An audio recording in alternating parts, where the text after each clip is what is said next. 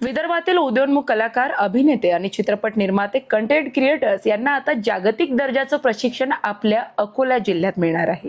RDG institute of films, television आणि ड्रामॅटिक्स आता नव्या उमेदीने आणि नव्या झोतात तुमच्या समोर.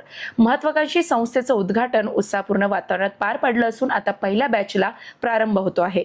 यामध्ये Vedashray films, NNK theatres, Rahul Kumar आणि व्ही राम यांच्या संयुक्त सहकार्याने या संस्थेमध्ये तुम्हाला एक सर्जनशील पर्व अनुभवायला मिळणार आहे, ज्यामध्ये चित्रपट, नाट्यकला, अभिनय, लेखन, छायांकन, संपादन आणि निर्मिती क्षेत्रातील अनुभवी व्यावसायिकांच्या मार्गदर्शनाखाली स्थापन झालेल्या या संस्थेमध्ये विद्यार्थ्यांना थेट उद्योग क्षेत्राशी जोडलं जाणार आहे.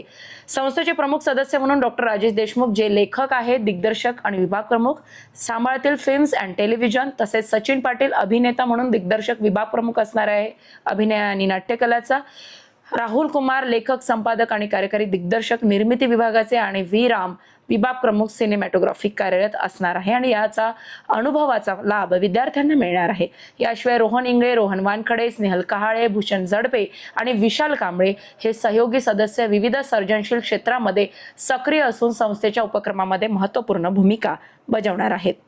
1 जुलैपासून पहिली बॅच सुरू होत आहे आणि उद्घाटनानिमित्त या बॅच मधील विद्यार्थ्यांसाठी एक विशेष सवलत फी मध्ये आकारल्या जात आहे.